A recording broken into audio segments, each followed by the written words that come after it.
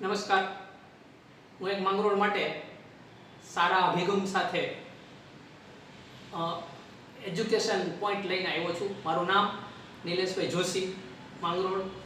હું પણ છેલ્લા 16 વર્ષથી શૈક્ષણિક સંસ્થાઓ સાથે જોડાયેલો છું અને મને ખરેખર વિદ્યાર્થીના વિકાસમાં રસ છે.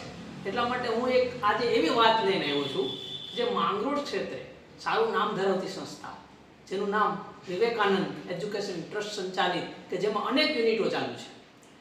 એમના જે ટ્રસ્ટીઓ છે, શ્રદ્ધેય મોટાભાઈ તેમજ મેરામણભાઈ, પુરોહિત સાહેબ કે જેમ ચંદ્રિકાબેન, બરાબર. પુરોહિત સાહેબ તો PhD થયેલા છે, સાથે સાથે પ્રોફેસર પણ છે અને પ્રિન્સિપાલ BRS કોલેજના છે.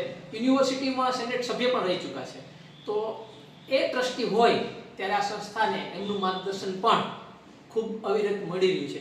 મારી સમક્ષ અત્યારે જે વિવેકાનંદ ઉત્તર માધ્યમિક વિદ્યાલયના પ્રિન્સિપાલ ડૉક્ટર ભાવનાબેન ઉપસ્થિત છે અને છેલ્લા 24 વર્ષથી મારા મત મુજબ તે આ સંસ્થા સાથે પ્રિન્સિપાલ તરીકે જોડાયેલા છે.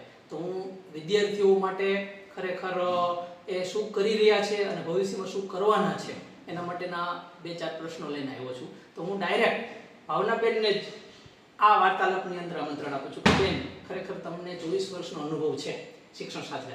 તમે PhD છો, ગુજરાતી તમારો વિષય છે, ભાષા પ્રભુત્વ છે, એક કવિયત્રી છો. તો આ બધો નિચોડ અમારા વિદ્યાર્થીઓને જે મળે છે એના માટેના તમારા સતત પ્રયત્નો છે એ હું જાણું છું. પણ મારે તમારી એટલી બધી કાબેલિયત છે, તો શું 2-4 શિક્ષણને લગતા પ્રશ્નો કરી અને વિદ્યાર્થીનું ધ્યાન દોરવા માંગુ છું. તો મારો બેન તમને પહેલો એ જ પ્રશ્ન છે કે ખરેખર આજના વિદ્યાર્થીઓ વિશે આપની શું વિચારસરણી છે? પ્લીઝ મને કહો. વિદ્યાર્થી વિશે નિલેશભાઈ આપણે જ્યારે બોલીએ તો અખૂટ છે, કેમ કે આટલા વર્ષનો જ્યારે અનુભવ છે, 24 વર્ષનો, ઘણા બધા વિદ્યાર્થીઓ આપણા હાથ નીચેથી પસાર થઈ ગયા હોય, એને એકદમ નજીકથી આપણે જોયા હોય, એકદમ નજીકથી એને આપણે ઓળખી શક્યા હોય, એની મનોદશા સુધી એને આપણે પહોંચી શકીએ કે શું વિચારે છે ને શું વિચારશે. તો એના માટે આપણે જેટલું બધું બોલીએ ઘણું બધું ઓછું જ છે. હવે ખાસ કરીને જ્યારે એજ્યુકેશનની દ્રષ્ટિએ આપણે પહેલા તો જોઈએ તો વિદ્યાર્થીના 3 પ્રકાર હોય છે, બરાબર. એમાં એક વિદ્યાર્થી એવો હશે કે જે એની કક્ષાથી લેવલથી નીચે હશે, બરાબર. એને આપણે કક્ષા રંગ કહીએ છીએ, એટલે શરૂઆત હોય થોડી ઘણી, એને કક્ષાને પહોંચવા સુધીની શરૂઆત હોય એ વિદ્યાર્થી હશે. ત્યાર પછી બીજો વિદ્યાર્થી એવો હશે કે એ કક્ષા મધ્યમ હોય, બરાબર. અને એક ઘણા બધા વિદ્યાર્થીઓ મધ્યમમાં આવતા હોય, દરેક સ્કૂલમાં દરેક ક્લાસમાં એ વર્ગ મોટો હોય મધ્યમ વિદ્યાર્થીઓનો, એને આપણે કક્ષાધર નામ આપ્યું છે. અને ત્યાર પછી આવશે ત્રીજો વર્ગ, જે કક્ષાગ્ર, ઘણો બધો એકદમ ચપળ હોય, હોશિયાર હોય, આપણે થોડું કહીએ તો ઘણું બધું સમજી જતો, તેજસ્વી વિદ્યાર્થી. એટલે આવી રીતના 3 વિભાગ પાડ્યા છે. મોટાભાઈએ આ ત્રણેય નામ મોટાભાઈ અમને આપેલા છે, અમારા સંસ્થાના સ્થાપક છે, એને આપેલા છે. એટલે એ નામ એટલા સરસ છે અને એના આધારે વર્ગીકરણ આખું સ્ટુડન્ટનું અમે કર્યું છે. બહુ સરસ બેન. તમે જે વિદ્યાર્થીઓની કેટેગરી વાઇઝ 3 જે તમારે ગુજરાતી ભાષા છે અને એ પ્રમાણે તમે નામ આપ્યા છે, હું સમજુ ત્યાં સુધી જે વિદ્યાર્થી છે, તેજસ્વી વિદ્યાર્થી, મધ્યમ વિદ્યાર્થી અને નિમ્ન કક્ષાનો, કે જેમને હજી 2 શિખરો સર કરવાના છે, તો આ 3 વર્ગીકરણ કહી શકાય, બરાબર. સરસ.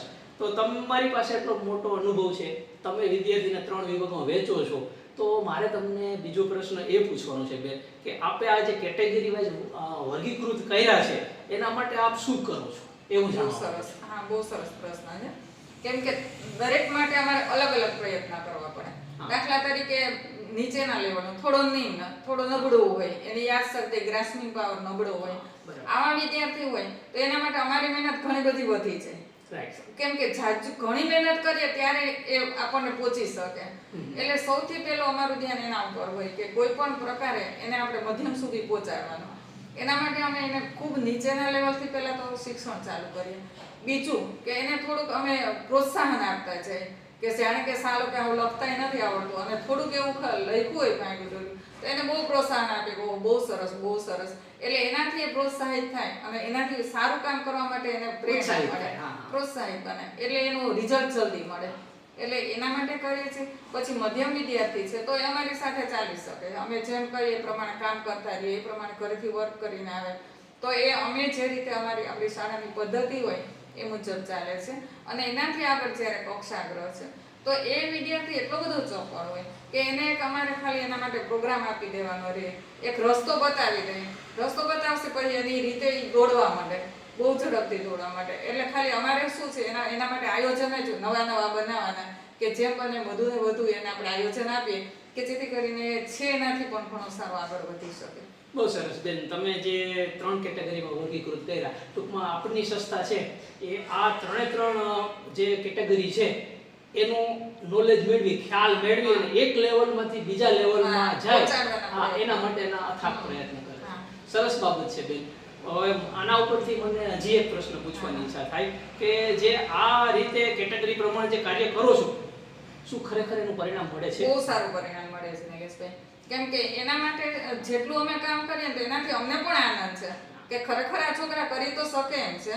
એને આપણે કઈ રીતે ગાઈડલાઈન કરી, થોડી મહેનત કરી અને એ રીતે, અને એનું જ્યારે પરિણામ મળે ત્યારે ખરેખર અમને બધાને, અમે તો છે પ્રિન્સિપાલ તરીકે આપણે એક કામ કરી રહ્યા હોય પણ સ્ટાફને એટલી મજા આવે કેમ કે એ પણ થોડા દિવસે આપણને રિપોર્ટ આપે કે બેન હવે આ બહુ સરસ કરવા માંડ્યું, તો એનાથી આપણને બધાને ખૂબ અમને આનંદ હોય છે. ટૂંકમાં એક જાતની સિસ્ટમ બનાવીને સિસ્ટમ પ્રમાણે અને એનું પરિણામ મળે જ છે એટલે આપણને વધારે એનાથી આપણને પોતાને મજા આવે. સરસ. તો બેન, જે તમે આ અથાગ પ્રયત્ન કરો છો અને અંતે તમને એનું રિઝલ્ટ મળ્યું છે એ તમારા ચહેરા ઉપર અત્યારે દેખાય છે.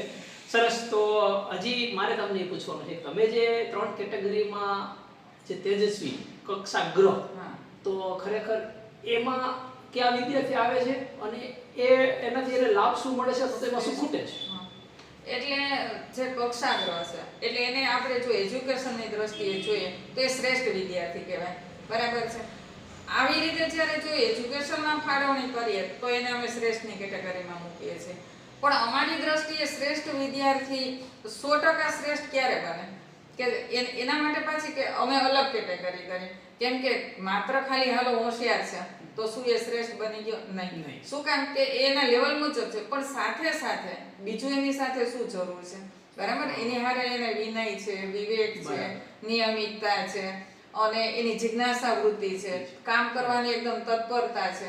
તો આવો જે વિદ્યાર્થી હશે, ભલે કદાચ આજે ટોપ લેવલમાં નહીં હોય, એને સેજ નીચે હશે પણ એ દોડશે તો ઓલાથી આગળ થઈ જશે. એટલે અમે એને શ્રેષ્ઠ કોને ગણીએ કે જે આવી રીતે એજ્યુકેશનની સાથે એનામાં આ બધા જે ગુણો હોય, સદગુણો હોય, સંસ્કાર હોય, વિનય, વિવેક, તો એને અમે શ્રેષ્ઠતાની દ્રષ્ટિએ લઈ જાય છે. અમે વર્ષના અંતે એ લોકોને અમે આપતા હોઈએ ઇનામ, તો એમાં અમે દરેક કેટેગરી વાઇઝ એ લોકોને કહીએ જ દઈએ, શરૂઆતથી જ આમ તો કહી દઈએ કે ભાઈ જો આટલી કેટેગરી છે, આમાં તમારો નંબર આવી શકે એમ છે, તમારે પ્રયત્ન કરવાના છે.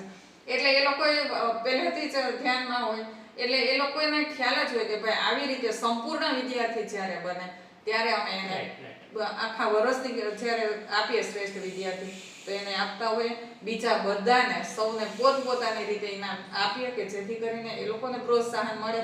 દાખલા તરીકે કોઈ ડ્રોઈંગમાં હશે તો એને રમતગમત ક્ષેત્રે હોય તો એને રમતગમતનું ઇનામ આપીએ. કોઈ ગાવામાં જ્યારે તાલુકામાં જતા હોય, જિલ્લામાં નંબર લઈને આવતા હોય તો એને એ રીતે ઇનામ આપીએ. પણ દરેક વિદ્યાર્થીમાં કંઈક તો વિશેષતા હોય જ, બરાબર? એટલે એ વિશેષતાને ધ્યાનમાં રાખી અને અમે એ લોકોને ઇનામ આપતા હોય જેથી કરીને એને એક પ્રોત્સાહન મળે અને એ એને આગળ વધવા માટેનું બળ બની રહે. ટૂંકમાં કક્ષાગ્રહ તેજસ્વી વિદ્યાર્થી એટલે અભ્યાસમાં તો એ શ્રેષ્ઠ છે, સાથે એનો સર્વાંગી વિકાસ, એટલે બધા જ પાસાઓ એના મજબૂત બને, કોઈ પાસું નબળું ન બને એના માટેના અથાગ પ્રયત્ન કરો છો. સારી બાબત છે. તો સરસ. આપની સંસ્થા આટલા સમયથી આ પ્રમાણે કાર્યરત છે અને તમે જે પ્રમાણે વિદ્યાર્થીને 3 પ્રકારો પાડ્યા છે, તમારો સ્ટાફ, શિક્ષક બધા મહેનત કરે છે, તમને પરિણામ મળે છે. પણ મારે એ પણ સાથે જાણવું છે કે ખરેખર આ સંસ્થાની અંદર કેજીથી માંડીને 12 ધોરણ સુધી ચાલે છે, તો 10મા 12માના રિઝલ્ટો કેવા આવે છે, અથવા તો એ રિઝલ્ટને શ્રેષ્ઠ બનાવવા માટે તમે પ્રિન્સિપાલ તરીકે છો, તમારો સ્ટાફ છે અને મંડળ છે, એ કઈ રીતની ભૂમિકા અદા કરે? બહુ સારી વાત છે. કેમ કે અત્યારે 10મા 12મું હોય ને એટલે પેરેન્ટ્સને એક મોટી જિજ્ઞાસા હોય, મોટું ટેન્શન પણ હોય, મારો દીકરો 10મામાં છે કે 12મામાં છે.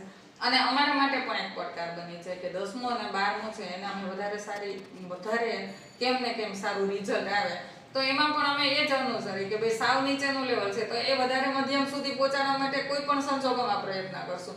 મધ્યમ છે તેને ટોપ લેવલે પહોંચાડવા માટે. અને અમારા આચાર્ય પણ અમે ત્રણ આચાર્ય છે, હું છું, કાછેલા સાહેબ છે, રામભાઈ છે, તો ત્રણ આચાર્યનું પણ એટલું બધું અમારું એક સંકલન છે કે જેના કારણે એકબીજાને અમે મળી અને આની અંદરથી કંઈક નવું કરવા માટેની પ્રેરણા દેતા હોય અને અમે સારું કામ કરવા માટે અને એનું ફળ અમને મળે છે. જે કંઈ કાર્ય કરીએ છીએ પરિણામ અમને સારામાં સારું શ્રેષ્ઠ પરિણામ જોઈએ ત્યાં સુધી અત્યારે અમને અમારા ધારવા પ્રમાણે બહુ સારું મળ્યું છે. ભવિષ્યમાં ઘણા બધા તાલુકા લેવલે ફર્સ્ટ આવેલા છે સ્ટુડન્ટ અને ત્યારે અમે એ લોકોને સારામાં સારું ઇનામ આપીને અમે હંમેશા પ્રોત્સાહન કરતા રહીએ છીએ અને હજી પણ કહીએ છીએ કે ભાઈ સારામાં સારું જ્યારે પણ જે રીતે પરિણામ હશે તો ઇનામ એક સામાન્ય ગુણ બાબત છે પણ એનાથી એનું બળ કેટલું વધી જાય એને પ્રોત્સાહનથી એના માટે અમારા સતત પ્રયત્ન હોય છે.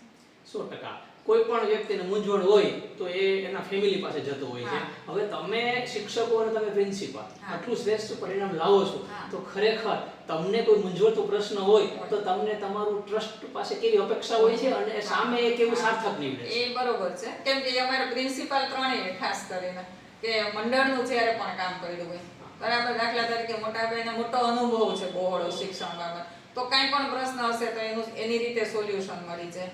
ત્યાર પછી અત્યારે લાઈવ છે તો પુરોહિત સાહેબ છે કે એ તો કોલેજમાં પ્રિન્સિપાલ છે એટલે ત્યાંનો એનો એક્સપિરિયન્સ હોય આટલા વર્ષોનો એનો અને એના જે નેચર મુજબ હંમેશા દોડતા હોય અને એ જેટલું નવું કરતા રહે દોડતા રહે એટલે અમને પાછળ દોડાવવાના છે અને અમારી પાછળ બધા શિક્ષકો દોડવાના છે, શિક્ષકોની પાછળ વિદ્યાર્થી દોડવાના એટલે એના કારણે જીવંત રહે વાતાવરણ. એવી જ રીતે મેરામણભાઈ છે તો અમારે કોઈ પણ સુવિધાની જરૂર હોય તો ઓન ધ સ્પોટ ક્યારેય કોઈ બાબતમાં ના પાડવાની આવતી જ નથી કે એના કારણે અમારું કોઈ કામ ન અટકે. એટલે એ રીતે અમારા ચંદ્રિકાબેન છે આ બધા જે ટ્રસ્ટીઓ છે એ ટ્રસ્ટીઓના કારણે અમને ખૂબ સારું સપોર્ટ મળી જાય છે. હર્ષદભાઈ, ચંદ્રિકાબેન અને બધા એના કારણે અમને સારો એવો સપોર્ટ મળે અને એ અમારું પણ એક બળ બની જાય.